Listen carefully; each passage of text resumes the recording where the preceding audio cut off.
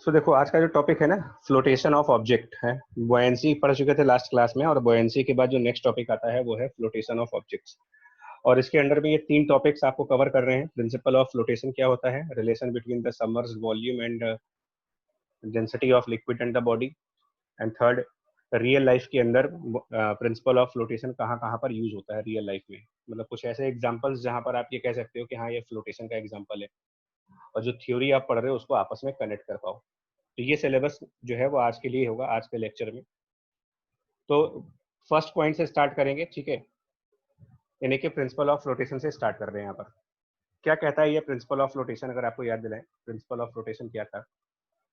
But इसके पहले buoyancy का एक बार हमको याद होना चाहिए कि बॉयंसी हम लोगों ने प्रीवियस क्लास में कुछ कहा था कि अगर कोई बॉडी लिक्विड में पार्शियली या फिर फुल्ली सबमर्ज्ड है तो वहां पर एक बॉयंसी जैसी चीज होती है। और उस बॉयंसी को लेकर के हम लोगों ने काफी कुछ डिस्कशन किए थे, तो मैं उसको एक बार रिवाइज कर लूँ जल्दी से। कि किसी भी शेप की बॉडी हो, रेगुलर बॉडी हो, इरेगुलर बॉडी हो, ठीक है, अगर वो बॉडी लिक्विड में सबमर्ज्ड है, चाहे वो पार्शियल सबमर्ज हो चाहे वो फुल्ली सबमर्ज हो, दोनों में से कोई भी केस ले सकते हो। तो ये डिस्कस हुआ था हम लोग का प्रीवियस क्लास में। इसको क्विकली रिवाइज करेंगे कि इस बॉडी में एक तो ग्रेविटी की वजह से इस बॉडी का अपना एक वेट होता है, द वेट ऑफ ऑब्जेक्ट, जिसको आप उसके प्रोडक्ट से दिखाते हो मास इनटू ग्रेविटी से। मतलब mass of the body multiplied by the gravity, ये कहते हो कि ये इस बॉडी में इसका वेट है। और वेट मतलब बेसिकली ग्रेविटी का फोर्स होता है, फोर्स बाय द ग्रेविटी को आप वेट कहते हो। और उसके अलावा ये डिस्कस हुआ था कि जो ये लिक्विड होता है, ये लिक्विड इस बॉडी के ऊपर अपवर्ड डायरेक्शन में, ठीक है, अपवर्ड डायरेक्शन में एक फोर्स एक्सर्ट कर रहा होता है इस बॉडी के ऊपर की तरफ। और उसको हम लोगों ने एक नाम दे रखा था प्रीवियस क्लास में, बॉयंसी, यानी कि बॉयंट फोर्स, या फिर उसको आप अपथ्रस्ट भी कह सकते हो। ठीक है जी, इसको बॉयंसी कह दीजिए या फिर अपथ्रस्ट कह दीजिए, कोई दिक्कत नहीं है, सब एक ही है। अब इनको कैलकुलेट करने के जो फॉर्मूलेज हैं वो क्या है, वो देखो कैसे कैलकुलेट करते हैं। बॉयंसी किस तरीके से कैलकुलेट होता है, अपथ्रस्ट किस तरीके से होता है, और बॉडी का वेट। फिलहाल ये दो फोर्सेस इस बॉडी के ऊपर हैं, एक इसका weight because of gravity, and second one is buoyant force due to the liquid and the atmosphere also.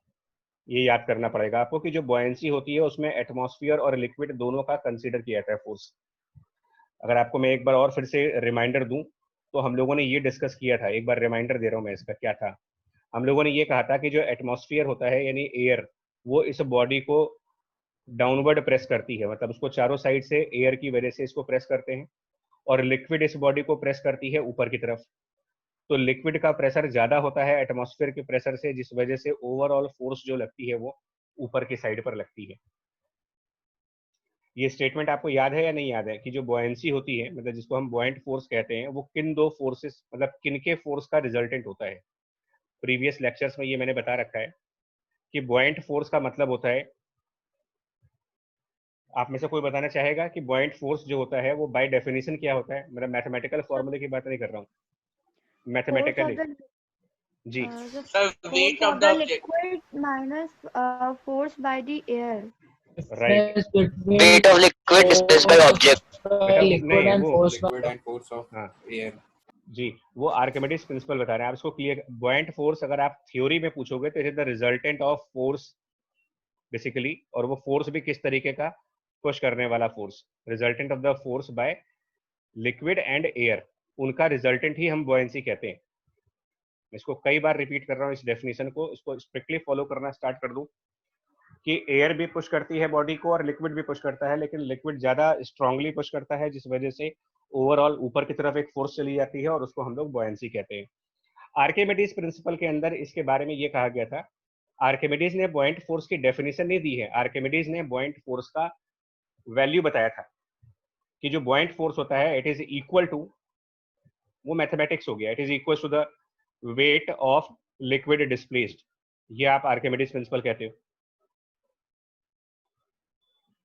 That means कि जितना वॉल्यूम सबमर्ज होता है वो volume submerged into density of liquid और इनटू जी, इससे हम बॉयंसी को कैलकुलेट करते हैं कि बॉयंसी की ये वैल्यू होती है। बट डेफिनेशन नहीं है ये। डेफिनेशन जो यहाँ पर लिखी है कि resultant of the force by liquid and air, ये हमारा बॉयंसी है। अब फ्लोटेशन का मतलब होता है, अगर आप कह रहे हो कि बॉडी फ्लोट कर रही है, कोई बॉडी अगर फ्लोटिंग मोड में है, तो फ्लोट करने का मतलब होता है कि वो ना तो डाउनवर्ड मूव करेगी ना तो अपवर्ड मूव करेगी, जिस लोकेशन पर पड़ी है जहां पर है वो उसी कंडीशन में, उसी पोजीशन में परमानेंटली स्टे कर जाएगी। तो ये बेसिकली आप न्यूटन फर्स्ट लॉ को अगर आप फॉलो करते हो, न्यूटन फर्स्ट लॉ जिसमें ये स्टेटमेंट कहा गया था कि अगर हम न्यूटन की फर्स्ट लॉ को रीड करें कि उन्होंने क्या कहा था अपने फर्स्ट लॉ के अंदर, मतलब आपको ये समझना पड़ेगा कि जो कुछ भी आप पढ़ रहे हो वो कंसिक्वेंस ऑफ न्यूटन लॉ है, कुछ अलग से नहीं पढ़ने जा रहे हैं। न्यूटन फर्स्ट लॉ में ये कहा गया था कि एक बॉडी अगर रेस्ट पे है, बॉडी एट रेस्ट, अगर कोई भी बॉडी रेस्ट पे है, तो ये तभी हो सकता है जब उस पे सम ऑफ ऑल फोर्सेस, जितनी भी फोर्स उस पर लगाई जाए, या अदर वे में अगर आप ये कहो, सिंपल वे में अगर आप कहना चाहो, तो आप कह सकते हो कि व्हेन फोर्सेस आर बैलेंस्ड। एक बॉडी अगर रेस्ट पे है तो फोर्सेस हमेशा उस पर बैलेंस होने चाहिए। तो इसी को फॉलो कर लो यहाँ पर। फ्लोट करने का मतलब बॉडी एक रेस्ट पे होगी, फ्लोट मतलब बॉडी लिक्विड के अंदर रेस्ट पे है। तो न्यूटन लॉ के अकॉर्डिंग इस बॉडी पर जितनी भी फोर्सेस हैं वो बैलेंस होनी चाहिए आपकी। तो इस बॉडी पर फोर्सेस हैं कितनी इस समय, इस डायग्राम के अकॉर्डिंग अगर मैं बात करूं तो इस बॉडी के ऊपर कितनी फोर्सेस आपको दिखाई जा रही हैं? तो एक फोर्स है जो बॉडी पर डाउनवर्ड डायरेक्शन में ग्रेविटी है, ठीक है, मतलब वो बेसिकली आप पुल बाय द ग्रेविटी कह सकते हो कि जो ग्रेविटी है वो उसको डाउनवर्ड पुल कर रही। और उसके अलावा एक फोर्स आप कह सकते हो कि लिक्विड और एयर की वजह से लग रहा है, जिसको हम बॉयंट फोर्स के नाम से कह रहे हैं, और उसको कैलकुलेट कर देंगे आर्किमिडीज प्रिंसिपल से। तो ये दो फोर्सेस जो इस बॉडी के ऊपर काम कर रहे हैं, इन दोनों में से कौन सी फोर्स बड़ी फोर्स होगी, कौन सी फोर्स वीक होगी, कौन सी स्ट्रांग होगी, या फिर दोनों बराबर होंगे, क्या होना चाहिए, ये जानते हुए कि ये बॉडी रेस्ट पे पड़ी हुई है, मतलब ये लिक्विड में रेस्ट पे है, मूव नहीं कर पा रही है कहीं, ना डाउनवर्ड मूव कर रही है ना अपवर्ड मूव कर रही है, जिस लोकेशन पर है उसी लोकेशन पर ये परमानेंटली स्टे कर जाएगी। तो इस कंडीशन में न्यूटन फर्स्ट लॉ के अकॉर्डिंग मुझे क्या लिखना चाहिए कि क्या बॉयंट फोर्स ज्यादा है या बॉडी का वेट ज्यादा है, या फिर दोनों बराबर है? Both are equal. Both are equal. Both are balanced. Forces are balance. तो इसका मतलब आप ये कह सकते हो कि जो बॉयंट फोर्स है, जिसको हम कैपिटल बी से डिनोट कर रहे हैं, should be equals to the W, which means weight. B equal to W. B stand for the buoyant force, W stand for the weight. कि अगर किसी बॉडी का वेट और उस पर लगने वाला buoyant फोर्स अगर वो इक्वल मैग्नीट्यूड के हैं लेकिन उनका डायरेक्शन अपोजिट होना चाहिए, एक डाउनवर्ड है और एक अपवर्ड है, तो अगर ये दोनों सेम वैल्यू के बन जाएंगे तो ये एक दूसरे को बैलेंस कर देंगे और बॉडी परमानेंटली रेस्ट पे हो जाएगी। इसी इक्वेशन को आप कहते हो कि ये प्रिंसिपल ऑफ फ्लोटेशन है। इसी स्टेटमेंट को हम प्रिंसिपल ऑफ फ्लोटेशन कह रहे हैं कि अगर कोई बॉडी फ्लोट कर रही है तो ये 100% श्योर कर लीजिएगा कि उस पर जितना बॉयंट फोर्स होगा उतना ही उस बॉडी का वेट होना चाहिए, अदरवाइज बॉडी फ्लोट कभी नहीं करेगी, या तो वो डाउनवर्ड सिंक कर जाएगी या फिर वो अपवर्ड राइज कर जाएगी। कहने का मतलब ये हुआ कि अगर अगर अगर मैं आपसे ये कहूं कि बॉयंट फोर्स बॉडी की वेट से ज्यादा है, मतलब जो वेट ऑफ द बॉडी है उससे अगर ज्यादा बॉयंट फोर्स है, तो आप मुझे बता सकते हो कि बॉडी क्या करेगी, सिंक करेगी डाउनवर्ड डायरेक्शन में या फिर राइज करेगी ऊपर की तरफ? Upward direction. Upward direction, right. Direction rise. शाबाश। तो बॉडी राइजेस अप। अगर बॉयंट फोर्स लेस होता है बॉडी की वेट से, तो आप ये कह सकते हो कि जो बॉडी होगा वो It will submerge. हाँ, मतलब कि सिंक हो जाएगी, डूब जाएगी, उसमें चली जाएगी, नीचे चली जाएगी, लिक्विड के अंदर चली जाएगी। और अगर ये बराबर है, buoyancy is equals to the weight of the body, अगर ये बराबर हुए तो आप कह सकते हो कि बॉडी जो है वो ना तो राइज करेगी ना सिंक करेगी। उस कंडीशन में हम कहते हैं कि बॉडी जो है वो फ्लोट करेगी।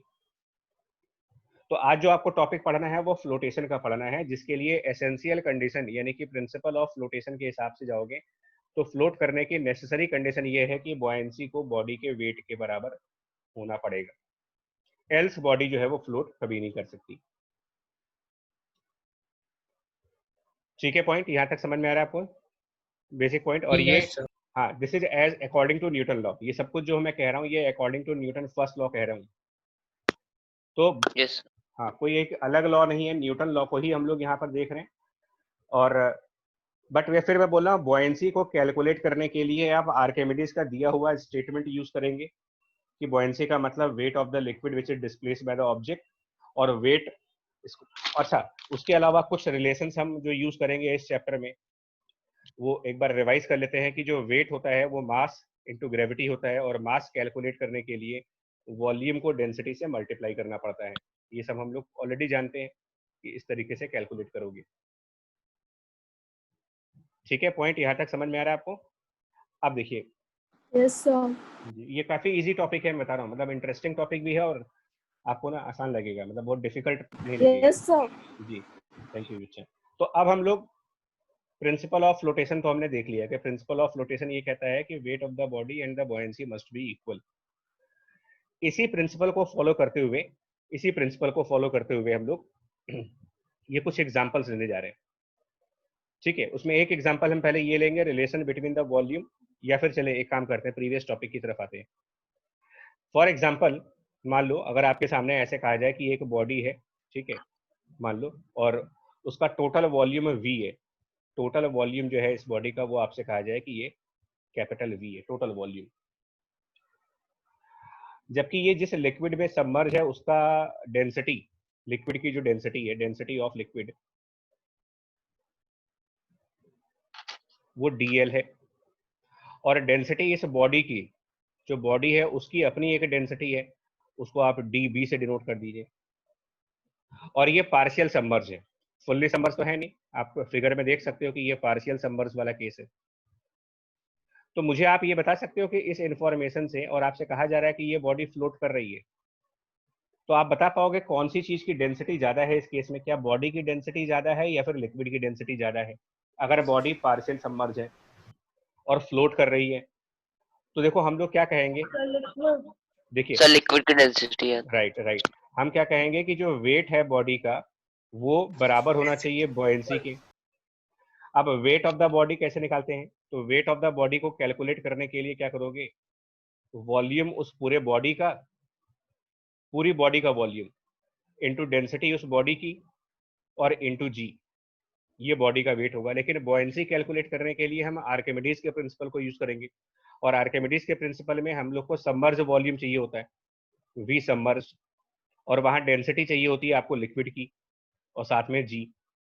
अब अगर इन दोनों को इक्वल होना है, ये दोनों चीजें अगर आप इक्वल कर देते हो, तो इनको इक्वल करने से आपका एक रिलेशन डेवलप होता है कि volume of body into the density of body equal to volume which is submerged into density of liquid. G और जी कैंसिल हो जाएंगे जब इनको इक्वल करेंगे तो। और इस हिसाब से हम कह सकते हैं कि जो डेंसिटी ऑफ द बॉडी है, अगर हम उसको कैलकुलेट करना चाहते हैं, तो density of the volume body is volume which is submerged divided by the volume of the complete body into the density of liquid. ये हम एक तरीके से एक रिलेशन कह सकते हैं कि ये एक रिलेशन होगा पार्शियल सबमर्ज्ड बॉडीज के केसेस में, अगर वो फ्लोट कर रहे हैं तो। और क्लियर है यहाँ पर इस फिगर में आपको एक चीज क्लियर है कि जो सबमर्ज वॉल्यूम है, यानी कि न्यूमरेटर पोर्शन, ये लेस है क्योंकि पूरा पूरा नहीं डूबा है, सबमर्ज वॉल्यूम लेस है, और जो बॉडी का वॉल्यूम है वो ज्यादा है, मोर। एंड दैट मीन्स कि ये जो रेशियो बनेगा V submerge upon V body, मतलब न्यूमरेटर की वैल्यू कम है और डिनोमिनेटर की वैल्यू ज्यादा है, लेस देन 1 बनेगा।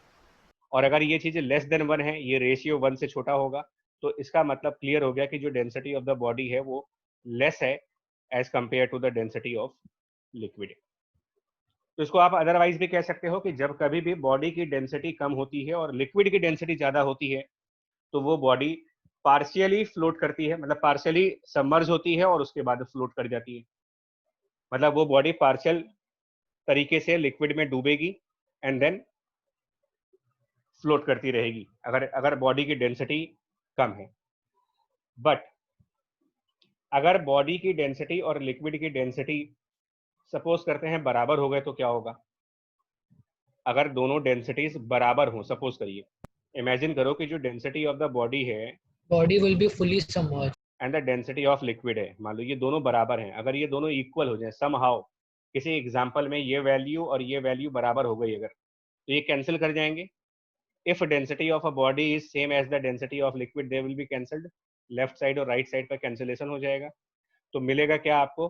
That volume of a body is same as the volume submerged. यानी जिस डेंसिटी का लिक्विड है, अगर उसी डेंसिटी की बॉडी आप उसके अंदर डालते हो, तो वो पूरी तरीके से उसके अंदर सबमर्ज हो जाएगी, फुल्ली सबमर्ज हो जाएगी। मतलब अगर इसको आप फिगर के पॉइंट ऑफ व्यू से देखना चाहते हो तो आप ऐसे समझो, अगर आप इसको फिगर पॉइंट ऑफ व्यू से देखना चाहते हो तो अगर कोई आपसे ये कहे कि सिचुएशन कुछ ऐसी है, एक लिक्विड है और उसके अंदर हमने मान लो एक बॉडी को पूरी तरीके से डूबा हुआ है, वो बॉडी फुल्ली सबमर्ज्ड है, और फिर आपसे कोई पूछ ले कि यार ये बताओ कि डेंसिटी में किसकी डेंसिटी ज्यादा है, इस डायग्राम को देख करके आप क्या कहोगे, और ये बॉडी फ्लोट कर रही है, तो आप खुद से देख सकते हो कि ये बॉडी पूरी तरीके से पानी के अंदर है, लिक्विड के अंदर है। तो अगर बॉडी फ्लोट कर रही है और पूरी तरीके से अंदर चली गई है, कंप्लीटली इनसाइड है, तो डेंसिटी लिक्विड की ज्यादा कहेंगे या फिर डेंसिटी बॉडी की ज्यादा कहेंगे, या फिर ये कह दें कि ये दोनों both are equal. सेम है दोनों. हाँ right, Both are equal. Density of liquid is same as the density of the body, बिल्कुल सही बात, इक्वल है ये, राइट। तो अब देखो हम लोगों ने एक रिलेशन भी निकाल लिया पीछे, एक रिलेशन जो हमें निकालना था वो ऑलरेडी हमने पीछे निकाल दिया है, ये रिलेशन कि density of a body equal to the volume submerged divided by the volume of a body multiplied by the density of liquid. यही रिलेशन मेरे टॉपिक का भी पार्ट था, अगर आप देखो तो मेरे टॉपिक में ये था कि मुझे आज क्या निकालना है। तो सेकंड नंबर पॉइंट था relation between the submerged volume of the body and the density of liquid and the body. तो यही रिलेशन हम लोगों ने यहाँ पर डिराइव किया है, ये रिलेशन ही यहाँ पर डिराइव किया है आपने कि density of a body equal to the volume submerged divided by the volume of a body into the density of liquid. अब ना कुछ न्यूमेरिकल करके देखते हैं पहले और उसके बाद आगे बढ़ते हैं। तो कुछ मैं न्यूमेरिकल्स आपको दूंगा, अगर आपको समझ आया है तो चलिए स्टार्ट करते हैं प्रॉब्लम नंबर 1 से। अब इसमें मैं वर्ड्स में लिख रहा हूँ, ठीक है। तो अब क्वेश्चन है a block of wood of volume, a block of wood of volume 25 centimeter cube floats in water। अच्छा बच्चे आप लोग नोट्स तो बना रहे हो ना, मतलब अपने अपने लेवल पे लिखते हो कि नहीं लिखते हो? यस सर लिखते हैं. Yes sir, Yes, लिखते हैं। sir. हाँ ठीक सर है नहीं सर। लिखेंगे तो डांट पड़ेगी। नहीं डांट के लिए नहीं बच्चा, अपने सर समझने लिखेंगे नहीं तो फायदा क्या होगा पढ़ने का, रिवाइज कैसे करें? बिल्कुल सही बात है, लिखना Yes, पड़ेगा। वॉल्यूम इमर्ज्ड, तो मैं वर्ड्स में लिखता हूँ, क्वेश्चन को वर्ड्स में लिखना जरूरी होता है। और कैलकुलेट, ठीक है जी, first part density of that object wood and the second part weight of the block.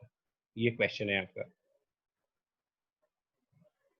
और आपको ये पता है कि जो वाटर होता है उसकी डेंसिटी पता होनी चाहिए, मतलब नहीं पता है तो मैं बता देता हूँ गिवन में कि जो डेंसिटी होती है वाटर की वो हम लोग कितना मानते हैं, कुछ आइडिया है आपको? मतलब वाटर की डेंसिटी को 1000 kg per meter. kg पर मीटर क्यूब। चलिए शाबाश। तो अब इसका आंसर देते हैं जल्दी से, इस क्वेश्चन का आंसर दो।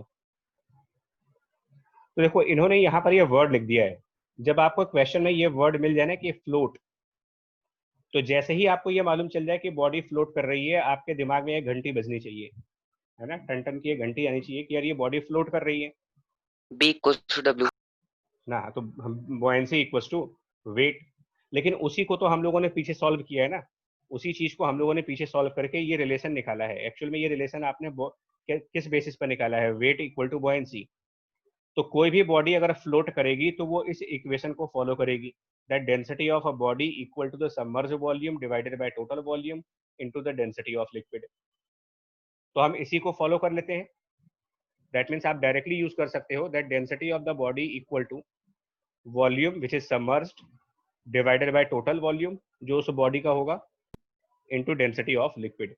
तो अगर हम इसको यहाँ 800 kg per meter. जी, तो density of would will be submerged volume. यहाँ पर इन्होंने लिखा है कि 20 centimetre cube of the volume is emerged, इसका मतलब 20 centimetre cube.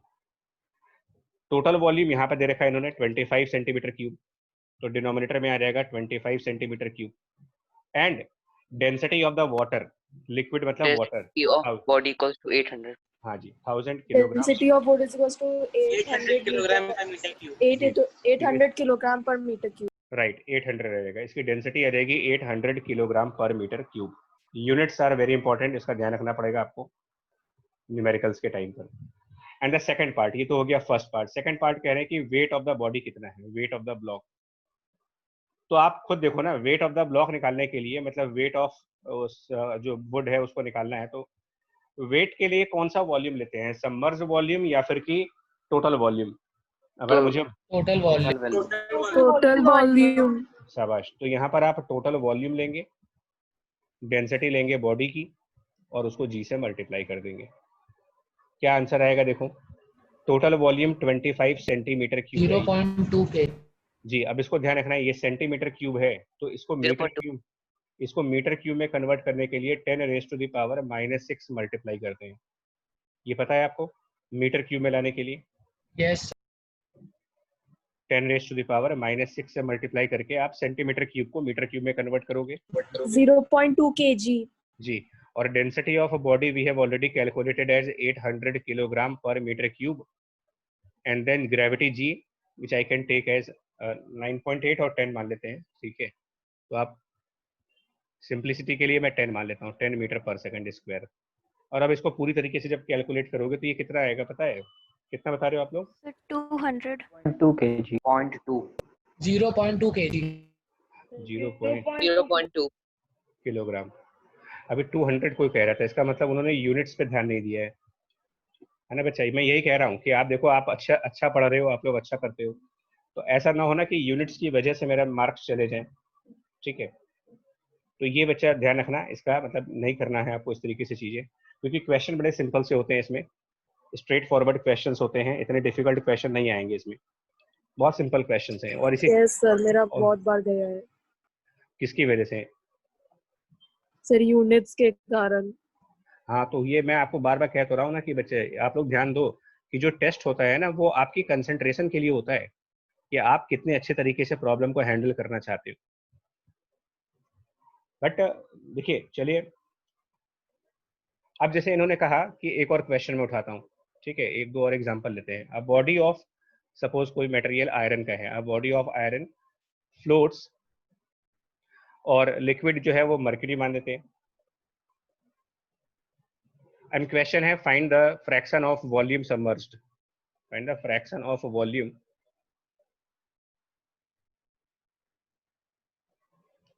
which remains submerged, मतलब fraction of the volume which is submerged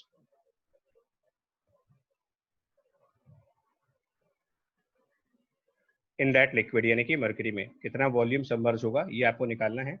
और डेटा क्या दिया हुआ है कि जो डेंसिटी है आयरन की, डेंसिटी ऑफ आयरन वो आपको दिया हुआ है 7.8, but units are now gram per centimetre cube, and the density of that mercury is, mercury 13.6. 13.6। 13.6 gram per centimetre cube. Hg actually mercury का सिंबल होता है केमिस्ट्री में, राइट। अब इसको कैसे करेंगे देखो,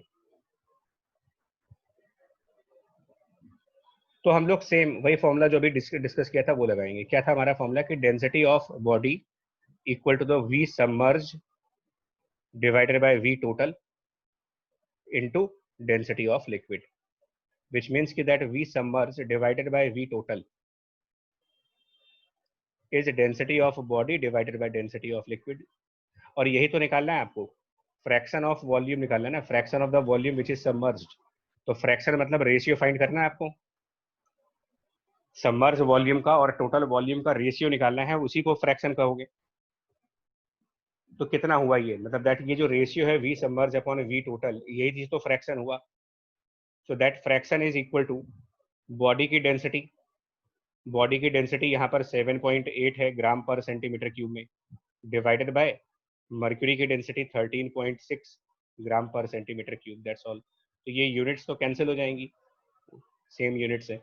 और अब आप देख लो 7.8 अपॉन 13.6 करने के बाद जो आंसर बनेगा आपका मैथमेटिक्स में, 7.8 डिवाइडेड बाय 13.6 अगर करते हैं तो ये वैल्यू बनेगी 39/6। मतलब अगर उसको वैसे कैलकुलेट करें, 39/68। ये मतलब वैसे डेसिमल में 0.574 आ जाएगा। एक बार आप क्रॉस चेक कर लीजिएगा, डेसिमल्स में इसका आंसर Yes, sir. 0.574 ये आंसर यस सर। जी।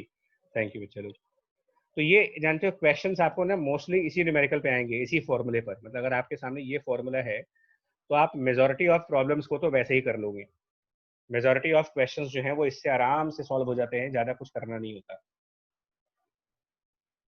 इजीली सॉल्व कर सकते हैं। सर जी। सर प्रॉब्लम 1 में सर वेट की यूनिट आपने केजी लिखी थी सर, वो न्यूटन होगी।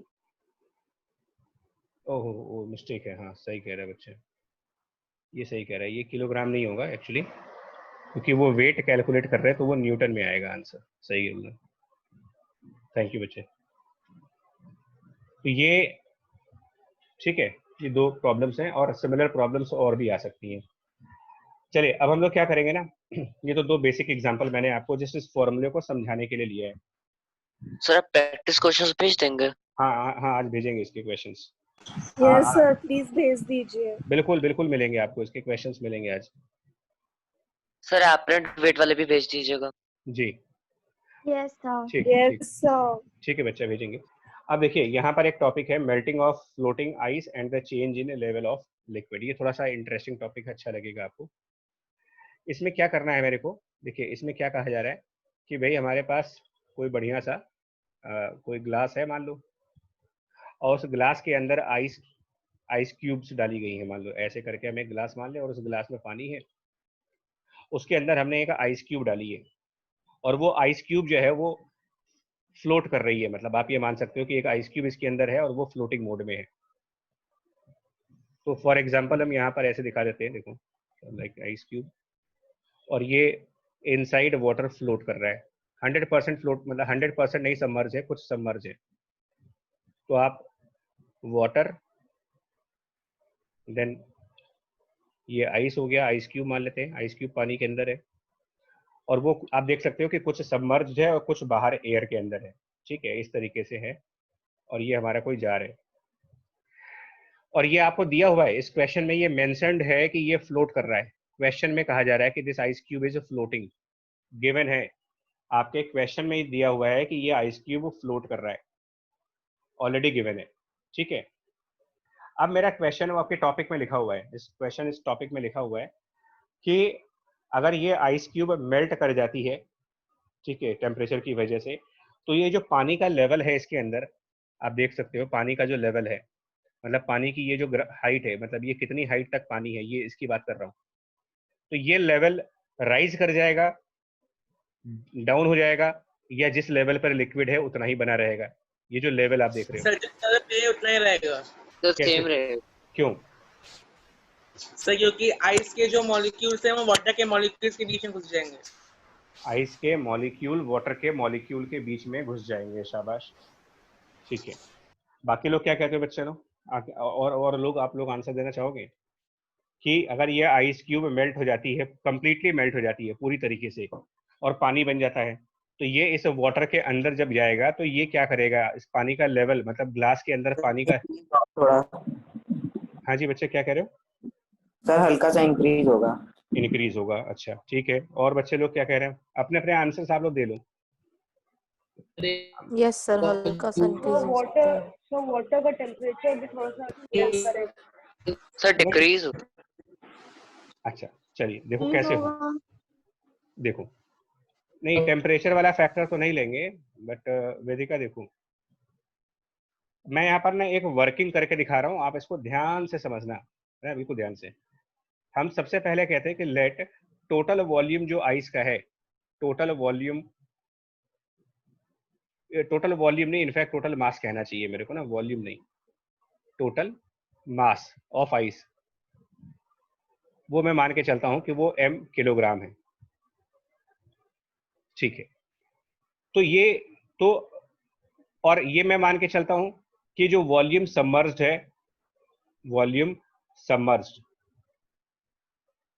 उसको मैं v सफिक्स s मान लेता हूं।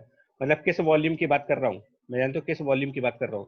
ये वॉल्यूम जो पानी के अंदर है, जो ये वॉल्यूम आप देख रहे हो, जो पानी के अंदर वाला वॉल्यूम है, उसकी बात हो रही है। ये पानी के अंदर वाला वॉल्यूम, समझ आ रहा है आपको? ये पानी के अंदर वाला ये वॉल्यूम जितना डूबा है, वो Yes, वॉल्यूम, sir. वो वॉल्यूम वीएस है। Yes sir. अच्छा ठीक है, तो अभी ये बताओ कि अगर ये फ्लोट कर रहा है तो प्रिंसिपल ऑफ फ्लोटेशन के हिसाब से क्या होना चाहिए, मतलब क्या रिलेशन होना चाहिए? अगर ये आइस फ्लोट कर रहा है ना, तो buoyancy equals to weight of the ice cube. Right, Buoyancy equals to weight of. हाँ, तो बॉयंसी को क्या लिखेंगे इस क्वेश्चन में? अगर बॉयंसी को आप वेट कहते हो, बिल्कुल सही कह रहे हो, तो बॉयंसी को तो आर्किमिडीज प्रिंसिपल के हिसाब से जब लिखोगे तो ये वॉल्यूम सबमर्ज होगा इनटू, इसमें डेंसिटी किस चीज की यूज करेंगे? बॉयंसी को कैलकुलेट करने में किसका डेंसिटी लगाएंगे? Density of liquid liquid. Of liquid. मतलब वाटर इनटू जी। अच्छा, राइट साइड पर जो वेट है वो तो बॉडी का होना चाहिए, यानी कि आइस क्यूब का वेट। तो आइस क्यूब का वेट, उसका मास अगर m किलोग्राम का है तो m और इनटू जी। बोलो सही है ये चीज? Yes sir. यस अच्छा, सर। ठीक है। अब आप देखिएगा इसमें, इसका मतलब volume submerged equal to mass of ice cube divided by density of water. ठीक है बच्चा? Yes sir. मैं ना कुछ न्यूमेरिकल वैल्यू लेता हूँ ताकि आपको अच्छे से समझ में आएगा। न्यूमेरिकल वैल्यू लेते हैं। सपोज करते हैं कि जो मास है, मैं बहुत अजीब सा एग्जांपल लूंगा।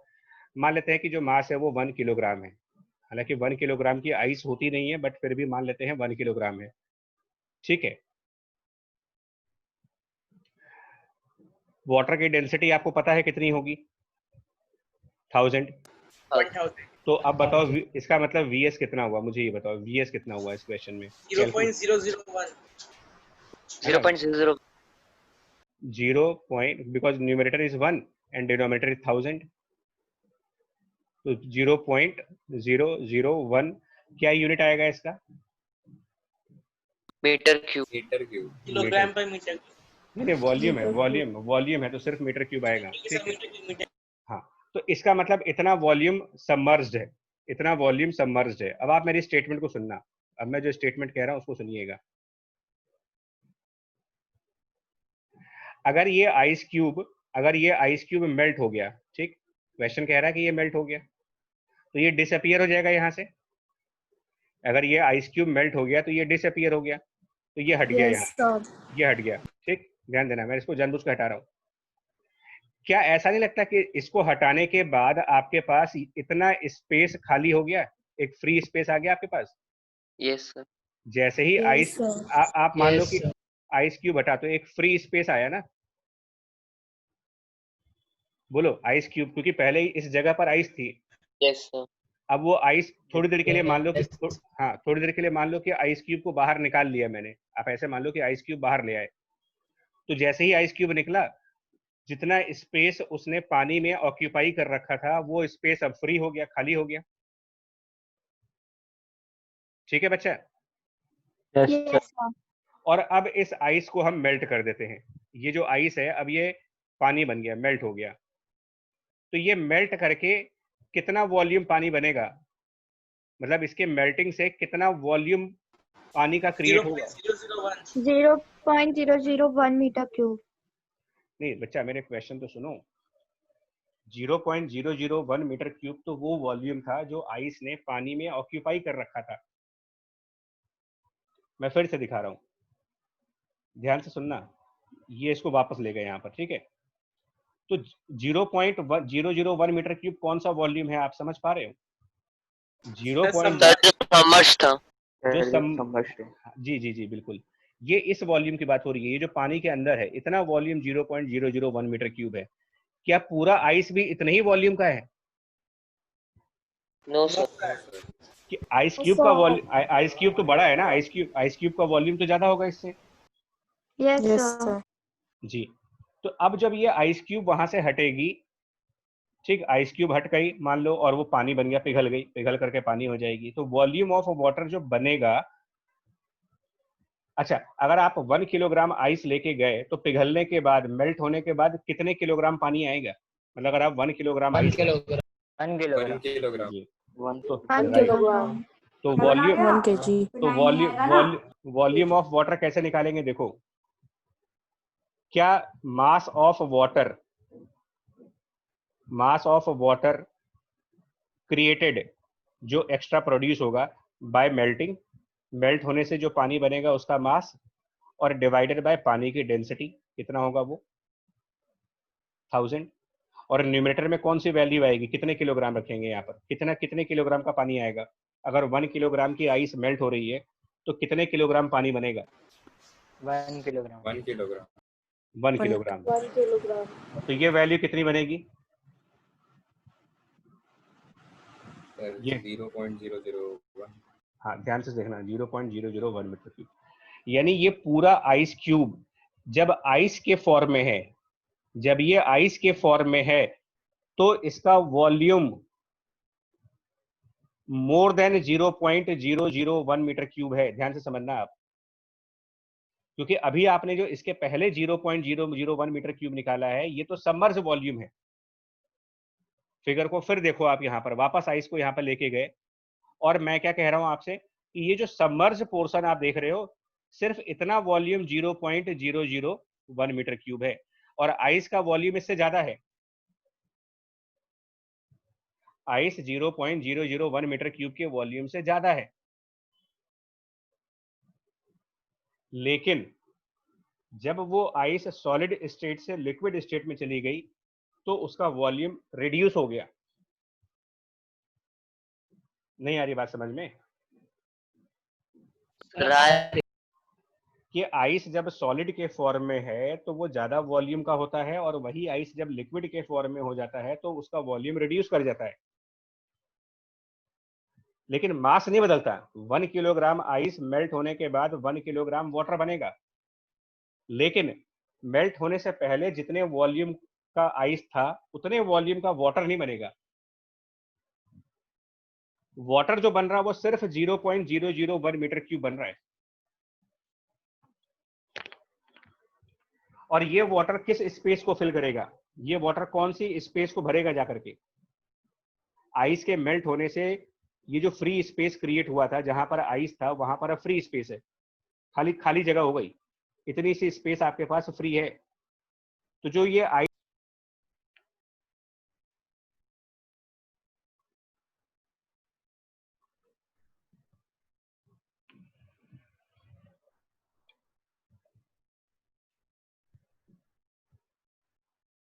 जी बच्चा बोलो।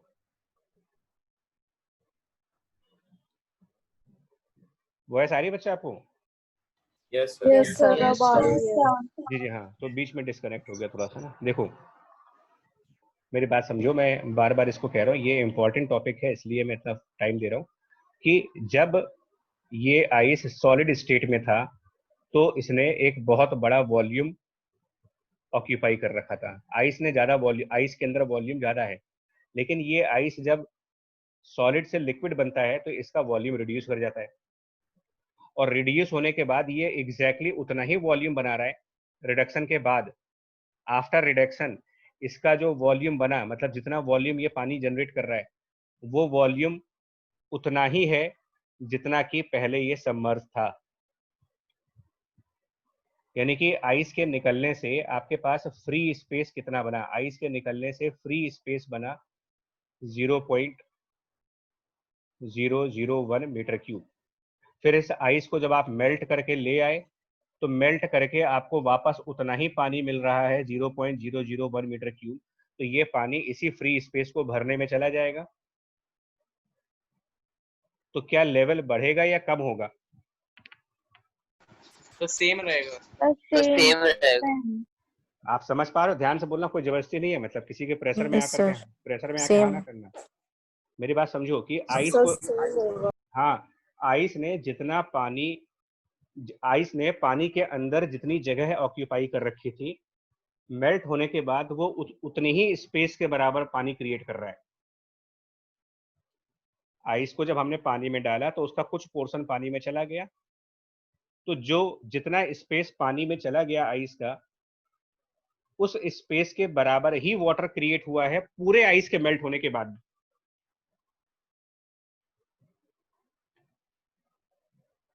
तो जो लेवल है वो बढ़ेगा भी नहीं और लेवल जो है वो कम भी नहीं होगा। इनफैक्ट लेवल कितना होगा फिर इस केस में?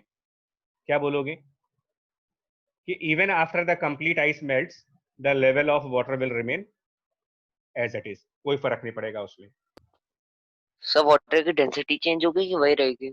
नहीं, वाटर की डेंसिटी तो वैसे भी ज्यादा मतलब होती है ना आइस में, और अगर वाटर में जाएंगे तो आइस की डेंसिटी कम होती है, 900 किलोग्राम पर मीटर क्यूब होती है, और वाटर की डेंसिटी ज्यादा होती है, 1000 सर किलोग्राम। ये फिनोमेना सिर्फ आइस और वाटर के साथ होता है कि और किसी सब्सटेंस के साथ भी होता एक मिनट देखो, आप खुद ही देखो, बहुत बढ़िया क्वेश्चन पूछा हमने, बहुत बढ़िया क्वेश्चन। आपको समझाता हूँ मैं, एक न्यूमेरिकल डेटा के साथ समझाता हूँ। देखो आपको ना एक न्यूमेरिकल डेटा के साथ समझाता हूँ। तो अभी क्या करते हैं, अभी जो जार जो है वो सिंपल वाला जार बनाते हैं, ठीक है। तो ये एक नॉर्मल जार बनाते हैं, उस जार के अंदर पानी और उस जार के अंदर आइस क्यूब। तो अब आप खुद बताना मेरे को, अगर आपको ये लॉजिक मेरा समझ में आता है तो लॉजिक के हिसाब से चलेंगे हम लोग। कोई भी चीज, देखो फिजिक्स में ना हर चीज लॉजिक के हिसाब से चलनी होती है आपको। तो ये आइस क्यूब हमने मान लिया कि इसमें है और इसके अंदर कोई लिक्विड है। अब ये लिक्विड वाटर नहीं है, लेकिन अभी किसी ने पूछा कि अगर यह पानी की जगह कुछ और होता तो क्या होता। तो मान लो ये केरोसिन ऑयल है, ठीक है, केरोसिन ऑयल मान लेते हैं, या कोई और लिक्विड मान लेते हैं, ऑयल की जगह पर कोई भी लिक्विड, जो भी लिक्विड आप मान लो। तो चलो हम कोई भी रैंडम सा नाम नहीं बताते, बस लिक्विड है, कोई लिक्विड है, liquid which is other than water, पानी नहीं है ये, ठीक है ना। कोई भी लिक्विड मान सकते हो, वो रात को पीने वाला लिक्विड भी हो सकता है, लिक्विड अदर देन वाटर, ठीक है। अब आइस क्यूब जो है, ये जो लिक्विड अदर देन वाटर है, मैं एक रैंडम एग्जांपल तुमको दे रहा हूं, मैं एक रैंडम एग्जांपल चूज कर रहा हूं। मान लेते हैं इसकी डेंसिटी 1200 या फिर 2000 है, इसकी डेंसिटी मान लो, सपोज करो ये डेंसिटी इसकी 2000 किलोग्राम पर मीटर क्यूब की है। जो आइस है, मुझे पता है कि आइस की जो डेंसिटी है, ये जो आइस है, मान लेते हैं कि ये 2 किलोग्राम का आइस है, और डेंसिटी ऑफ आइस भी मैं आपको बता देता हूँ कि जो डेंसिटी होती है आइस की वो 900 होती है, 900 किलोग्राम पर मीटर क्यूब। तो पहले तो आप मुझे ये बताओ कि कितना सबमर्ज होगा ये, है ना। अभी मैंने इसके लिए पीछे फॉर्मूला ये डिस्कस किया हुआ है, ये वाला formula, density of a body equal to V submerge upon V total into density of liquid. इसको यूज करके पहले तो आप मुझे ये कैलकुलेट करके बताओ कि इस आइस का कितना वॉल्यूम सबमर्ज है। चलिए स्टेप बाय स्टेप चलते हैं। पहले आप मुझे बताओ कि वी सबमर्ज कितना आएगा, कि इस आइस का कितना वॉल्यूम लिक्विड के अंदर है, और मुझे ये भी बताओ कि इसका टोटल वॉल्यूम कितना है। दोनों चीजें बतानी है आपको, सबमर्ज कितना है और टोटल कितना है। तो टोटल वॉल्यूम कैसे निकालेंगे ना, टोटल वॉल्यूम निकालने के लिए तो आप मास अपॉन डेंसिटी करेंगे टोटल वॉल्यूम के लिए। तो टोटल मास 2 किलोग्राम का है, 2 kilogram is the total mass divided by density of ice which is 900। समझ पा रहे हो ये चीज, समझ आ रहा Yes. है। टोटल वॉल्यूम तो इससे आ जाएगा। Yes, sir. और सबमर्ज वॉल्यूम इस फॉर्मूले से निकाल दो कि submerge volume divided by total volume equal to the density of a body upon density of liquid. इसको निकालेंगे तो इससे पता कर लेंगे कितना वॉल्यूम सबमर्ज है यहाँ पर। V submerge divided by V total equals to density of a body upon density of liquid. तो इसको यूज कर लेते हैं यहाँ पर। तो वी सबमर्ज अब मेरे को निकालना है, तो फॉर्मूला क्या है मेरे पास, V submerge divided by total volume, total volume is 2 upon 900। इस डेंसिटी ऑफ द बॉडी यानी कि ice 900 upon the density of 0.001 submerged है। ये 2000। अब इसको कैलकुलेट कर लेते हैं कितना आएगा ये। इसको अगर हम कैलकुलेट करना चाहें तो ये वैल्यू कितनी आएगी, देखो आप, 0.001. 0.001 मीटर क्यूब. ठीक है। और total volume is 2 upon 900। Total volume 2 upon 900 को अगर आप डेसिमल्स में कन्वर्ट करके लेके जाओ ना, टोटल वॉल्यूम की वैल्यू अगर डेसिमल्स में लिखना चाहते हो, 2 अपॉन 900 की वैल्यू डेसिमल के 3 प्लेसेस तक अगर इसको लिखना चाहें तो कितना बनेगा, आपकी कैलकुलेशन करके देखो, बताना कितना बनेगा। सर 0.00222। ओके, 0.002 002 मान लेते हैं, ठीक है। इसका मतलब लगभग हाफ सबमर्ज है, कह सकते हैं ना। ऐसा नहीं लग रहा कि लगभग हाफ सबमर्ज हो गया ये। Yes sir. चलिए, इसका मतलब ये, हाँ। तो अब मुझे ये बताओ, अब आप सुनिएगा, अगर ये आइस मेल्ट होती है, अब हम इस आइस को पहले बाहर निकाल के दिखाते हैं। तो जब हम इस आइस को मान लो बाहर निकालते हैं, इसमें से बाहर ले आए, तो जैसे ही आइस बाहर निकल करके आएगी, अंदर कितना स्पेस आपको फ्री दिख रहा है, ये स्पेस जहां पर पहले आइस था, अब वो खाली जगह हो गई, क्योंकि 0.01 मीटर क्यूब का स्पेस। 0.001 metre cube. समझ रहे हो, क्योंकि यहाँ आप कुछ नहीं है। तो ये फ्री वाला स्पेस जो खाली जगह आ रही है वो कितनी हुई, आइस के बाहर आते ही कितना जगह फ्री हो गया, 0.001 मीटर, इतना फ्री हो गया। और ये आइस जब मेल्ट हो गई तो अब मेल्ट होने के बाद तो पानी बनेगा ना, आइस तो मेल्ट होके पानी ही बनाएगी। ऐसा तो है नहीं कि जिस लिक्विड में उसको डाला है वो लिक्विड बन जाएगा भाई। विस्की में अगर आपने आइस डाला है तो विस्की तो बन नहीं जाएगी, पिघल कर तो पानी ही बनेगा वो। तो पानी कितना बनेगा मेल्ट होने के बाद? वाटर आएगा, लिक्विड नहीं आएगा। और कितना वाटर फॉर्म होगा? कितने किलोग्राम का वाटर फॉर्म होगा आप बताओ? अगर ये आइस पूरा मेल्ट कर जाती है तो कितने किलोग्राम वाटर मिलेगा आपको? 2 kg। क्योंकि दो 2 kg। Sir 2 kg। ठीक, 2 kg। तो वॉल्यूम कितना बनेगा उसका? मतलब अगर मैं पूछूं कि वॉल्यूम क्या होगा जो वाटर हमको मिलेगा, वाटर जो बनेगा फॉर्म होगा, उसका वॉल्यूम कितना मिलेगा? तो मास 2 किलोग्राम है, 0.002। लेकिन इसको डिवाइड किससे करेंगे? 0.002 सर 1000 से 1000 से सर। 1000 से, तो 0.002 मीटर क्यूब आया। 2 मीटर। तो अब ये जो पानी बना 0.002 मीटर क्यूब का जो पानी बना, ये पानी कहाँ पर जाएगा? ये जो पानी 0.002 मीटर, ये सर फ्री स्पेस में। In Sir. free space. लेकिन फ्री स्पेस तो कम है, पानी ज्यादा है, फ्री स्पेस कम है। तो 0.002 मीटर क्यूब पानी में से 0.001 मीटर क्यूब तो इस फ्री स्पेस में चला जाएगा। बाकी का पानी कहाँ जाएगा फिर? सर अगर लिक्विड की डेंसिटी ज्यादा होगी नहीं बेटा, अब तो अगर फिर नहीं उसके करो, ऊपर आ जाएगा, लेकिन लिक्विड नहीं, इसका मतलब क्योंकि पानी तो ज्यादा आ गया ना, आइस के मेल्ट होने से आपको पानी जो बन रहा है वो 0.002 मीटर क्यूब बन रहा है, फ्री स्पेस उससे कम है, तो ठीक है। लिक्विड का लेवल बढ़ जाएगा। हाँ जी, Sir, out, it will increase the sir. level of the बिल्कुल liquid. बिल्कुल बिल्कुल, सर लेवल क्योंकि इंक्रीज बढ़ेगा। होगा। Of the क्योंकि liquid will increase. Extra water ऊपर चला जाएगा, जितना एडिशनल वाटर बना वो एडिशनल वाटर ऊपर भर जाएगा आकर के, मतलब 0.001 क्यूब तो वो फ्री स्पेस में चला गया, और रिमेनिंग जो बचा तुम्हारे पास, रिमेनिंग 0.001 वो लेवल को ऊपर उठा देगा। आ रहा बात समझ में एग्जांपल के through? Yes sir. Yes sir. पिछले वाले क्वेश्चन में क्या हुआ था कि जब वो पानी में फ्लोट करता है, लिक्विड में नहीं, पानी में ही जब फ्लोट करते हो तो फ्री स्पेस और पानी जो बनता है दोनों का सेम वॉल्यूम आता है। मान लो किसी तरीके से पिघलने के बाद अगर ये 0.002 ना होता और 0.001 रहा होता, सर राइज नहीं हो तो सेम रहता। समझ गए आप? तो वाटर के साथ यही होता है पिछले एग्जाम्पल में, कि जब वो पानी के अंदर फ्लोट कर रहा था तो जितना फ्री स्पेस आइस के निकलने से बना और पिघलने के बाद उतना ही पानी बन रहा है आपका 0.001 मीटर क्यूब, तो ये जा करके उस फ्री स्पेस को कंप्लीटली फिल कर देगा, लेकिन एक्स्ट्रा वाटर ना होने की वजह से लेवल इसके ऊपर नहीं जाएगा। सर इसका मतलब ये एप्लीकेशन केवल वाटर में ही हो सकता है। हाँ, अगर आइस पानी में है, वो भी प्योर वाटर होता है। ये जो 1000 बोलते हैं ना, वो डिस्टिल्ड वाटर होते हैं जिसको प्योर वाटर कहा जाता है। हम और घर में आपके जो पानी पीते हैं हम लोग, ये प्योर वाटर्स नहीं होते, है ना, ये तो एक्वागार्ड और मिनरल, तो ये सब चीजें अलग Mineral है। water. ये डिस्टिल्ड वाटर होते हैं जो थोड़ा सा अलग होते हैं, बेसिकली जो इन्वर्टर्स में डाले जाते हैं, बैटरीज में डाले जाते हैं ना चार्ज करने के लिए, तो वो अलग एक जार आता है उनका, मतलब डिस्टिल्ड वाटर का। केमिस्ट्री लैब में भी यूज करते हो आप उसको। एनीवे, मतलब अगर आप सोचोगे कि हम घर पे ये एक्सपेरिमेंट करें और सक्सेसफुल हो जाए, तो घर पे ये सक्सेसफुल नहीं हो सकता आपके, क्योंकि घर पे हम प्योर वाटर को यूज नहीं कर रहे हैं। तो ये लैब में ही हो सकता है। मतलब कहने का मतलब है कि अगर आइस प्योर वाटर में फ्लोट कर रहा है और मेल्ट हो जाता है तो लेवल एज इट इज रहेगा, लेकिन अगर वो वाटर की जगह कोई और लिक्विड है, ठीक है जी, तो लेवल अप भी हो सकता है और लेवल डाउन भी हो सकता है। मैंने अभी जो तुमको लिक्विड की डेंसिटी 1000 से कम हुई तो?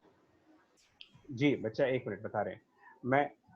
हम लोग ना, देखो बच्चा सुनो, यहाँ लेवल बढ़ा, चलिए एक काम करो ना, सब कुछ जो कुछ आपको चाहिए आंसर में, क्यों नहीं उसको एग्जाम्पल के थ्रू लेते हैं हम लोग।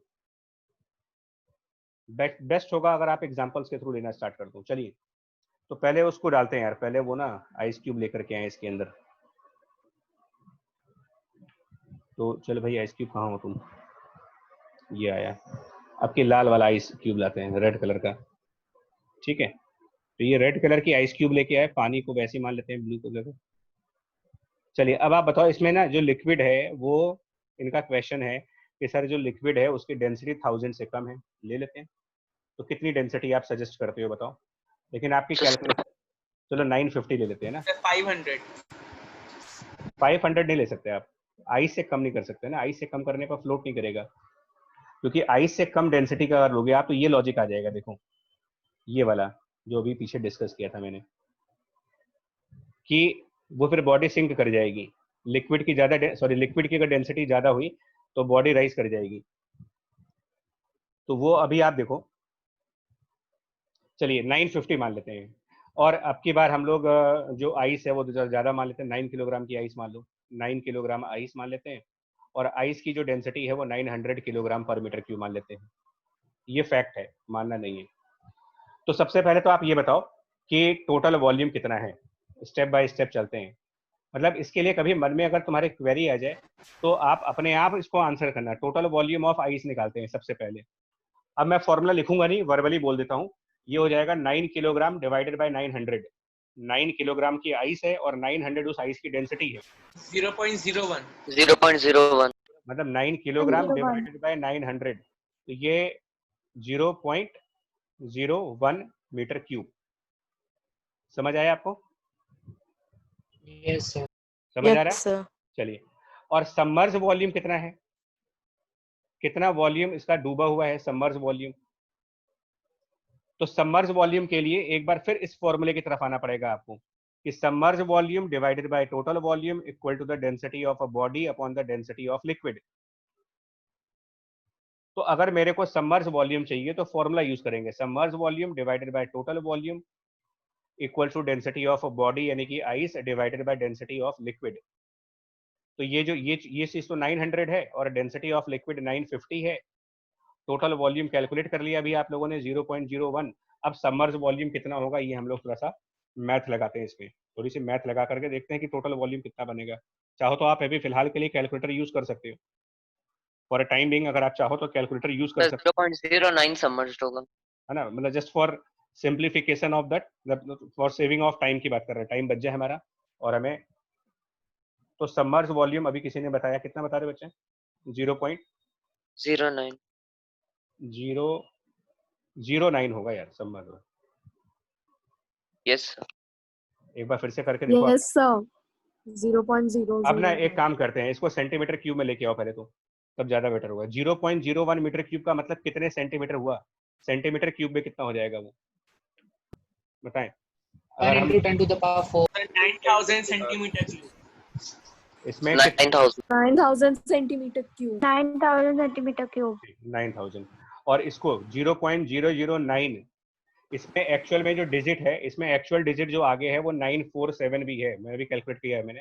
तो एक्चुअल में सर आगे एक 5 भी आ रहा है, तो ये अगर हम कैलकुलेट करेंगे तो ये 9500 सेंटीमीटर क्यूब है। ये थोड़ा सा गड़बड़ हो रहा है कुछ, कि सबमर्ज वॉल्यूम ज्यादा आ रही है।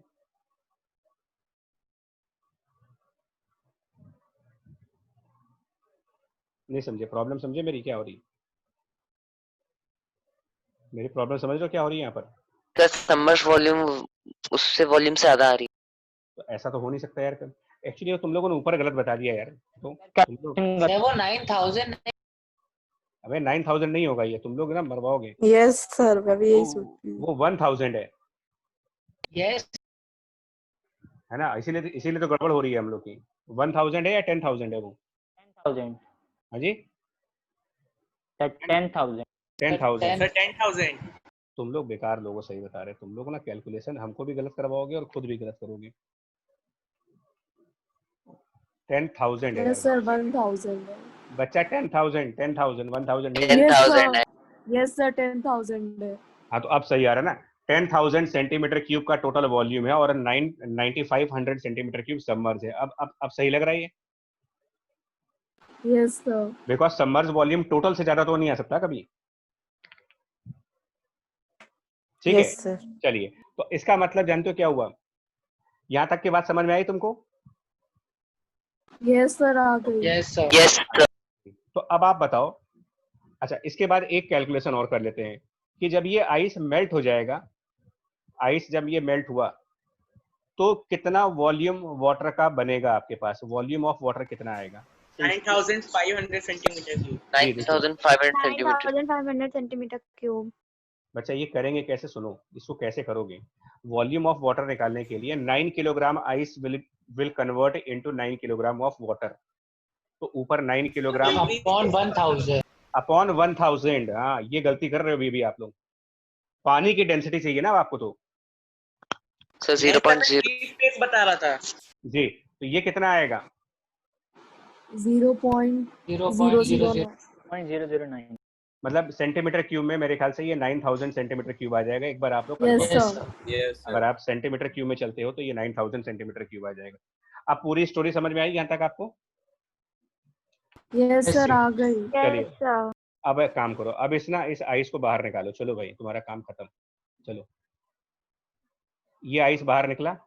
जब ये बाहर निकला तो इसने अब निकल करके यहाँ पर कितना फ्री स्पेस छोड़ा है? कितना फ्री स्पेस मिला तुमको? सर 9500 9500 सेंटीमीटर क्यूब, ठीक, फ्री है। और पानी कितना आया? 9,000. 9000 को इसके अंदर लेके जाओ तो क्या ये पूरा फ्री स्पेस ऑक्यूपाई हो पाएगा? नो सर डिक्रीज होगी वॉल्यूम। Decrease in level. समझ आ गया ना तुम लोग को अपने As the आप? result, level will decrease. समझ आ गया, लेवल डिक्रीज हो जाएगा। Yes, sir. Yes, sir. तो अब तुमको पूरी बात क्या समझ में आ रही है कि जो लिक्विड है अगर वो 1000 से कम डेंसिटी का है, मतलब कि वाटर से कम डेंसिटी का है, तो आइस के मेल्ट होने के बाद लेवल क्या कर जाएगा? Sir decrease. और प्रीवियस एग्जांपल में क्या था? जो लिक्विड था उसकी डेंसिटी 1000 से ज्यादा, यानी कि पानी से ज्यादा, इंक्रीज हो जाएगा। तो Increase. और अगर वो पानी ही है तो The same level. क्लियर हो गया आपको तीनों एग्जांपल? Yes, sir. आइस अगर वाटर के अंदर फ्लोट कर रहा है और मेल्ट करता है तो लेवल में कोई फर्क नहीं आएगा। आइस अगर किसी ऐसे लिक्विड में फ्लोट कर रहा है जिसकी डेंसिटी वाटर से भी ज्यादा है तो लेवल राइज कर जाएगा। आइस किसी ऐसे लिक्विड में फ्लोट कर रहा है जिसकी डेंसिटी वाटर से कम है लेकिन आइस से ज्यादा होनी चाहिए। डेंसिटी आइस से हमेशा ज्यादा होना चाहिए।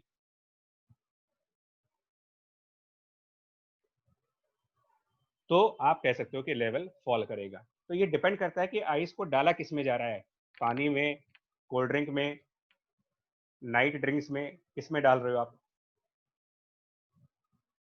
नाइट ड्रिंक समझ गए होगे तुम लोग? yes sir. Yes. सर एक डाउट बताओ। Yes, sir.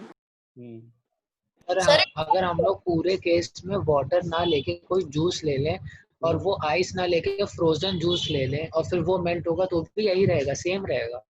हाँ बिल्कुल, लॉजिक सब में ये रहेगा। मेल्ट करने वाले सब क्वेश्चंस के अंदर यही लॉजिक आएगा आपका। आपको देखो, आपको सर अगर सॉलिड भी एम सब्सटेंस का है और लिक्विड भी एम सब्सटेंस का है तो अगर उन दोनों को रखेंगे और वो सॉलिड मेल्ट होगा तो वॉल्यूम सेम रहेगा। देखिए मास तो हमेशा उतना ही रहेगा बच्चा। अगर आप 10 किलोग्राम आइस को पिघलाओगे तो 10 किलोग्राम ही बनेगा ना। वॉल्यूम में फर्क आता है। एक्चुअली मेल्ट करने से मास में फर्क नहीं आता। मेल्ट करने से सिर्फ ये होता है कि 9 किलोग्राम सॉलिड आइस की जगह पर 9 किलोग्राम लिक्विड वाटर हो गया। किलोग्राम उतने ही रहेंगे आपके, लेकिन मीटर क्यूब या सेंटीमीटर क्यूब बदल जाता है उसका। देखिए नहीं सर, मैं ये कह रहा हूँ कि जैसे हम लोगों ने पूरे केस में आइस और वाटर लिया है, मैं एक सब्सटेंस एम ले लेता हूँ, कोई भी मतलब एम सब्सटेंस, उसका हम एक सॉलिड फॉर्म लेते हैं, एक लिक्विड फॉर्म लेते हैं। तो अगर उसमें यही चीज करेंगे तो राइज होगा कि डिक्रीज होगा कि सेम रहेगा? लेवल सेम रहेगा। सर मैंने अभी कैलकुलेट किया था तो सर सेम आ रहा है। सेम ही आएगा। सेम सही आ रहा है सर। इसका मतलब लिक्विड और आइस में हम कुछ भी ले लें, लॉजिक यही लगेगा बच्चा। हाँ यही लॉजिक है, हर जगह ये लॉजिक लगेगा जो मैं वर्किंग कर रहा हूँ। आपको सिर्फ ये करना होता है, ये देखना होता है कि आइस को निकाल लो उसमें से। आइस के निकलने से कितनी फ्री स्पेस बनी है वो देखो, और अगर उस फ्री स्पेस से ज्यादा पानी बन रहा है या मेल्ट होकर के जो भी लिक्विड बन रहा है वो उस फ्री स्पेस से अगर ज्यादा है तो लेवल क्या बोलोगे आप?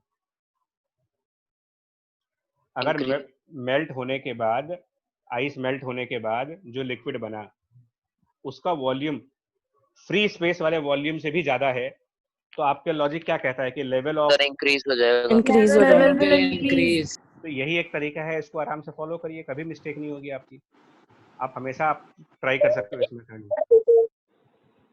जी कौन है बच्चा?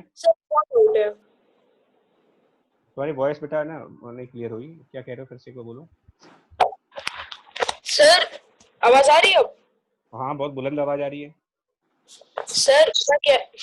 सर मैं पूछ रहा था कि अगर हम आइस को वाटर में डालते हैं, हमको वाटर की डेंसिटी फिक्स है और आइस की भी डेंसिटी फिक्स है। हाँ। सर जब हम आइस को बाहर निकालने के बजाय हम उसको थोड़ी देर तक स्टिल रहने देते हैं, तो सर आइस मेल्ट करेगी वाटर में। जैसे वाटर का लेवल उससे पहले इंक्रीज होगा और आइस जो होगी वो फिर भी सबमर्ज्ड रहेगी। उसके बाद सर उसकी जो लोएस्ट डेंसिटी होगी आइस की, जिसमें वो मेल्ट हो गई थी मैक्सिमम, फिर उसके बाद जब हम आइस निकालेंगे तब फिर सर हम टोटल वैल्यू से निकालेंगे, या आइस की जो टोटल वॉल्यूम थी उससे निकालेंगे, या जो बची हुई वॉल्यूम थी सर उससे आंसर निकालेंगे हम। देखो बच्चा, मैं पहले तो ये क्लियर कर दूं कि मैं ये जो आइस को निकाल रहा हूँ ना, ये रियल में नहीं निकल रही आइस। ऐसा नहीं कि वाकई में आइस को निकाल के मेल्ट करके और फिर उसमें डाल रहे हैं, ऐसा नहीं हो रहा है।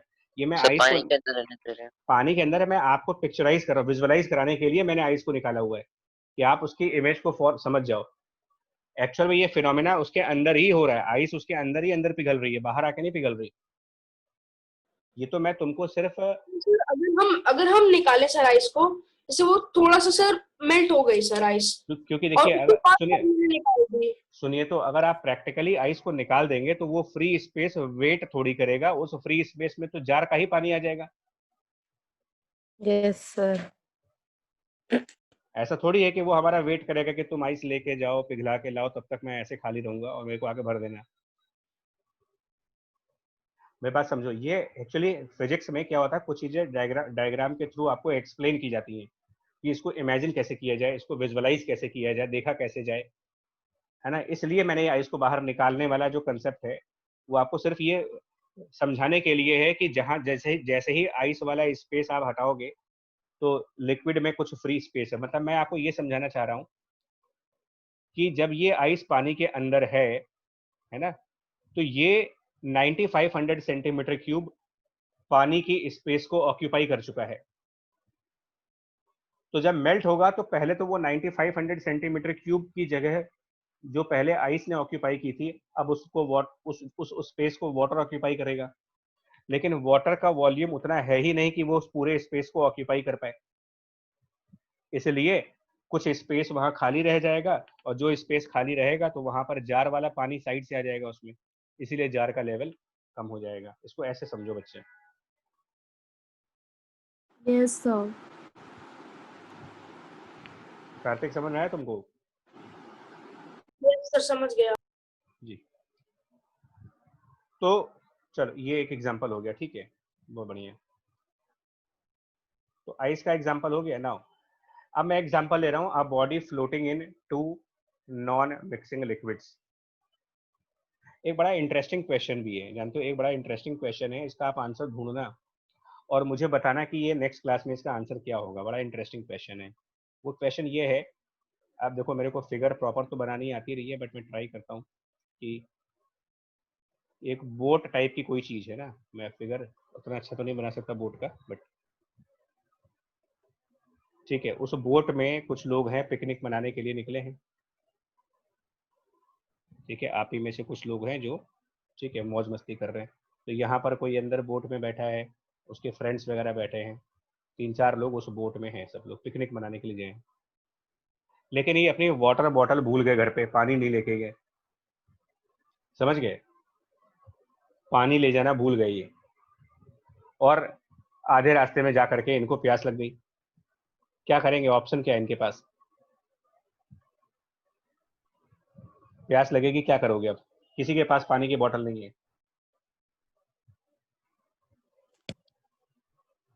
क्या करेंगे भाई बताओ?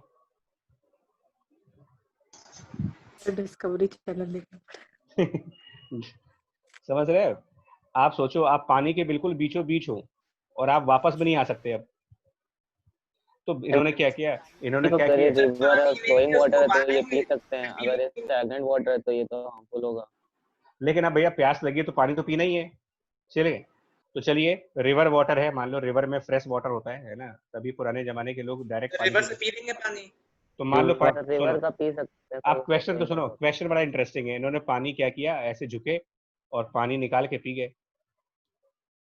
ऐसे नहीं हाथ से पानी नहीं पी, तो हाथ से कभी नल के नीचे हाथ लगा करके, yes sir, yes sir, yes sir. ऐसे हाथ डाला, हाँ जी, हाथ डाला पानी में, चुल्लू भर पानी निकाला और पी गए। क्वेश्चन ये है कि जो बोट है, क्या ये और ज्यादा सबमर्ज हो जाएगी?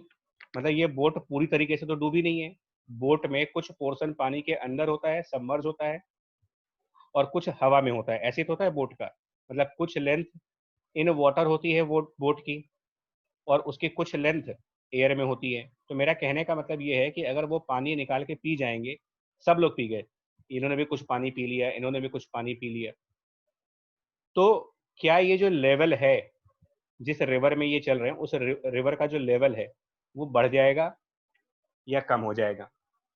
सर सेम रहेगा। सर नो चांस, सर कम हो, बहुत कम। नहीं कम, देखो वो अलग बात है कि देखिए ना, ये वो बेटा एक अलग बात है कि माइन्यूट होगा, वो एक सेपरेट इश्यू है, लेकिन होगा कि नहीं होगा ये क्वेश्चन है। यस देखिए होगा। हाँ, कम या ज्यादा से फर्क नहीं पड़ता है मेरे को, कम है कि ज्यादा है वो मैटर नहीं कर रहा है, लेकिन होगा कि नहीं होगा ये मैटर कर रहा है। अब कम ज्यादा क्या पता कोई यार ऐसा आदमी बैठा हो जो पूरा रिवर का पानी पी जाए। मूवीज वगैरह में देखते नहीं हो ऐसे कैरेक्टर नहीं होते हैं जो सर, जिन्होंने नहीं देखा वो साउथ इंडियन मूवी देखो, कोई देखो, उसमें सब कुछ हो सकता है। सर उसमें साइंस की धज्जियां उड़ा देते हैं सब वो। अरे कह रहा सब कुछ पॉसिबल है वहां पर, उनके अलग है।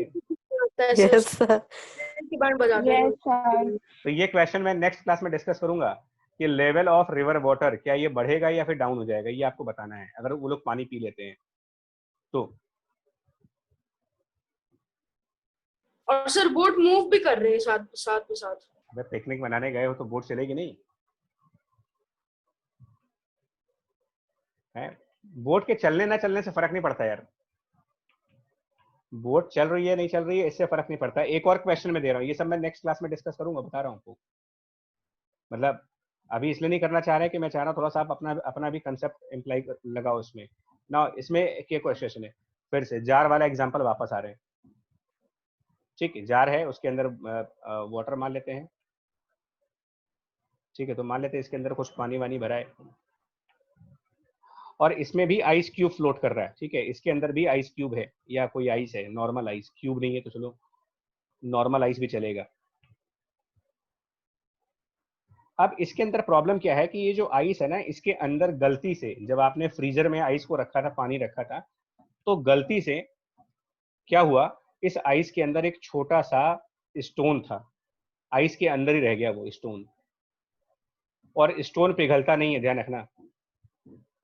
तो आइस है और आइस के अंदर स्टोन है छोटा सा, बहुत छोटा सा, और ये आइस फ्लोट कर रहा है।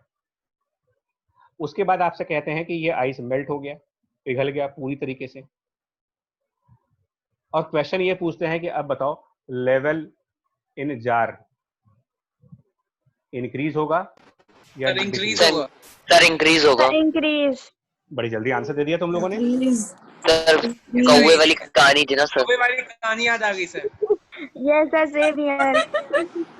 अच्छा, यस सर, थर्स्टी क्रो वाली स्टोरी याद आ गई तुम लोग को ना, बिल्कुल सही बात है। अरे यस सर, ये अब तुम लोगों ने स्मार्ट अप्रोच लगाई थोड़ी सी, ये तुम लोगों ने स्मार्ट अप्रोच लगाई है कि कौवे कहानी याद कर ले, कि पत्थर डालेंगे तो उसमें जो लेवल होगा पानी का वो इंक्रीज होगा।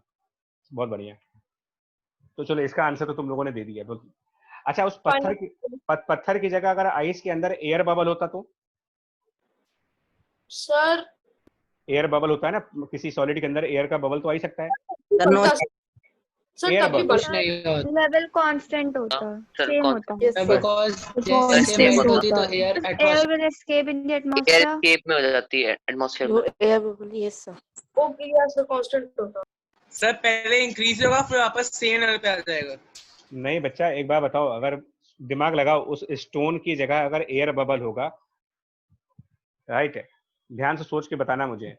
मैं सर बढ़ेगा भी नहीं, घटेगा? देखो चेंज होगा, ये तो मैं कह रहा हूँ चेंज होगा। अब आपको बताना है किस तरीके से होगा। वो दो ही ऑप्शन है, या तो इंक्रीज या डिक्रीज। डिक्रीज हो जाए। देखिए स्टोन वाली कहानी तो आपने बता दी, स्टोन वाली कहानी तो आपने कौवे से बता दी, ठीक। अच्छा एक बात बताओ, अगर वो स्टोन ना होता, वहां पर आइस होता, अभी हम लोगों ने इसको डिस्कस किया था, मान लो अगर ये स्टोन नहीं होता और स्टोन की जगह वहां पर आइस ही होती, तो क्या होता आंसर?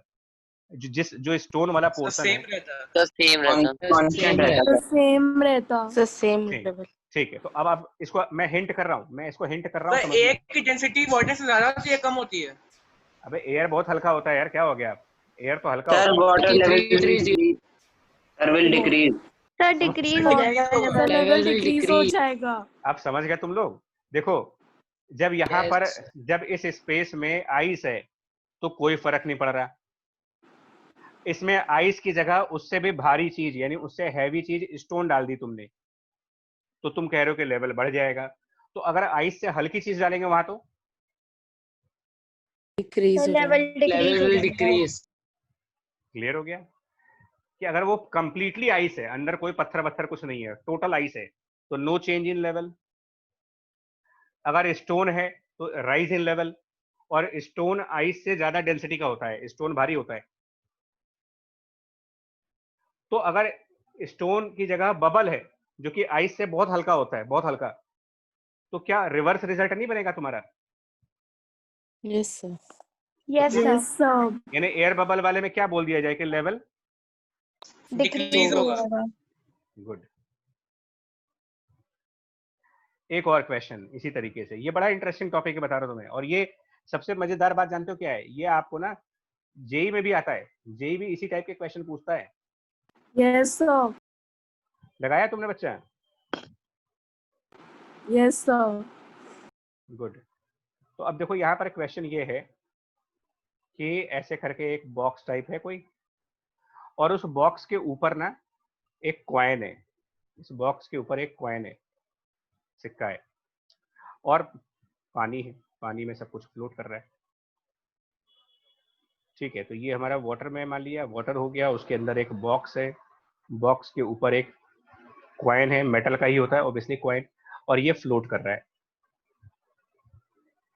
अब ये जो बॉक्स का जितना पोर्शन पानी के अंदर है, इनसाइड, ये पोर्शन जो डूबा हुआ पोर्शन है, सबमर्ज पोर्शन, समझ गए इसको? यस इसको एल से डिनोट कर रहे हैं। एल, एल मतलब वो लेंथ जो पानी के अंदर डूबी हुई है, और बाहर ये टोटल लेंथ, इसको मैं एच कह रहा हूं, टोटल लेंथ बाहर वाली एच है। अब आपसे कहा जा रहा है कि अगर वो कॉइन किसी वजह से पानी में गिर जाए, falls into air, falls into water, वो जो कॉइन ऊपर रखा था वो नीचे गिर गया, पानी में गिर गया, तो एल और एच ये पहले से ज्यादा हो जाएंगे या पहले से कम हो जाएंगे? मतलब कि यही से सेम रहेंगे। अबे तुम काहे पगला रहे हो? एच इंक्रीज होगा, एल सेम रहेगा। सर एच इंक्रीज हो जाएगा। Yes sir, H will increase and L will be same. Yes sir. अरे बच्चा, मैडम लोग एक मिनट मेरी बात भी सुन लो, पैसे लिए तुम लोगों से, है ना। एल जो है, एल क्या है? बॉक्स का वो पोर्शन जो पानी में सबमर्ज है, ठीक। अब अगर कॉइन को बॉक्स के ऊपर रखा है तुमने, तो बॉक्स का वेट ज्यादा हो गया या कम हो गया? मतलब सर ज्यादा हो सर कम। बॉक्स का वेट कॉइन हट जाएगा तो कम हो जाएगा। अगर कॉइन, भाई दिमाग लगाओ ना, अगर तुम सर के ऊपर एक सूटकेस लेके चल रहे हो और सूटकेस गिर गया, तो तुम्हारे ऊपर से जो लोड है वो कम हो गया कि ज्यादा हो गया है? सर कम हो गया। कम हो जाएगा। तो एच बढ़ जाएगा। तो बॉक्स, अगर बॉक्स के ऊपर कॉइन है तो बॉक्स में ज्यादा वेट नहीं हो गया? Yes sir. Yes sir. और जब कॉइन गिरा तो बॉक्स थोड़ा सा लाइट हो गया, हल्का हो गया, तो वो ऊपर हो जाएगा थोड़ा सा। तो हल्का होने के बाद क्या पानी में और डूब जाएगा वो? Sir L will decrease. L कम हो जाएगा, एच बढ़ जाएगा। एल कम हो जाएगा, एच बढ़ जाएगा। एच बढ़ जाएगा। एल डिक्रीज हो गया, ठीक है। एल डिक्रीज हुआ, इस पे कोई डाउट है कि नहीं? एच पे अभी बात नहीं करें। एल डिक्रीज हुआ कि नहीं? No sir. Yes sir, decrease हो गया। Yes sir. किसी को कोई ऑब्जेक्शन? No sir. एल को लेकर, ठीक। अब आते हैं एच के ऊपर। अब जब ये कॉइन पानी में गिर गया, ठीक है, तो मैं एक काम करता हूं, आप एक एक्चुअली मुझे करना ये चाहिए था कि मुझे एक पैरेलल फिगर बनानी चाहिए थी, तो मैं यहाँ पर ना एक पैरेलल फिगर दिखाता हूँ तुम्हें इसको समझाने के लिए। चलो भाई तुम लोग हटो यहाँ से। देखो मैं इसको पैरेलल फिगर बना करके समझाना चाहूंगा थोड़ा सा। ये डायग्राम बनाने में बहुत टाइम लगता है भाई, चलो कोई बात नहीं। अब ये एक्चुअली होता है ना, बोर्ड पे पढ़ाई कर रहे होते हैं हम लोग, तो ये सब चीज़ें जल्दी हो जाती हैं, टाइम बच जाता है। ये डायग्राम बनाने का टाइम हमारा है। तो देखो एक्चुअली इसमें क्या हुआ, ध्यान से सुनना। मैं ना ये जो लेवल है आपका, ये जो बॉक्स का लेवल आप देख रहे हो, ये लेवल बॉक्स इस लेवल से ऊपर उठ जाएगा या इस लेवल से नीचे आ जाएगा, मुझे ये बताओ। सर ऊपर उठ जाएगा। किसी हाँ, तो ये अभी आप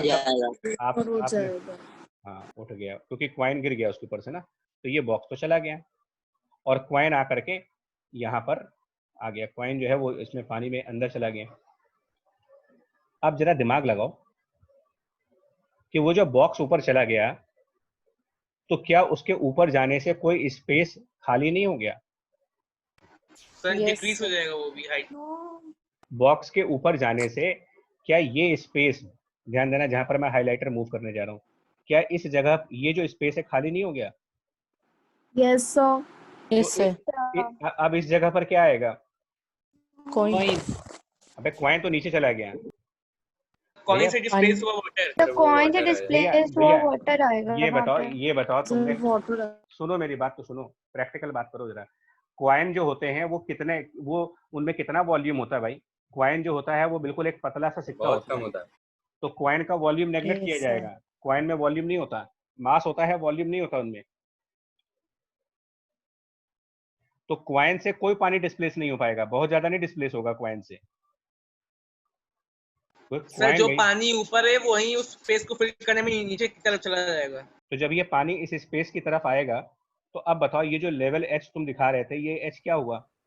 डिक्रीज हो गया। डिक्रीज हो जाएगा सर। अरे भाई इस लेवल तक पानी था और यहाँ फ्री स्पेस हो गया, तो ये पानी नीचे की तरफ आकर के उसको भरेगा जब, तो एच पे क्या फर्क पड़ेगा? सेम रहेगा।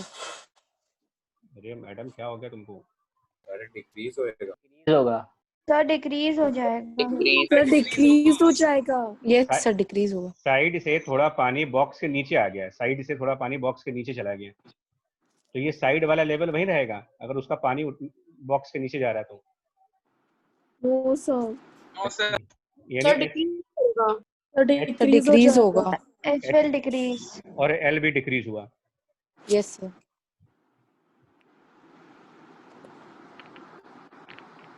भाई साहब इतना आसान नहीं है,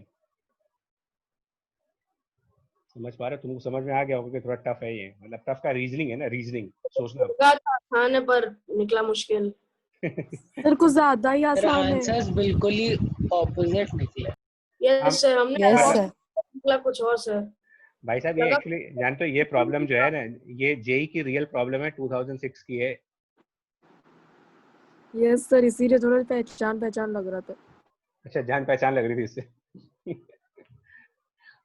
ये मैं तुमको सिर्फ ये समझा रहा हूँ कि कभी कभी जेई में क्लास 9th 10th लेवल के भी क्वेश्चन आ जाते हैं। Yes sir. तो आप 9th 10th को इग्नोर ना करें, इसको अच्छे से पढ़ रहोगे तो बहुत बेनिफिट हो जाता है। कई बार क्वेश्चंस मिल जाते हैं इसके फंडामेंटल्स के ऊपर।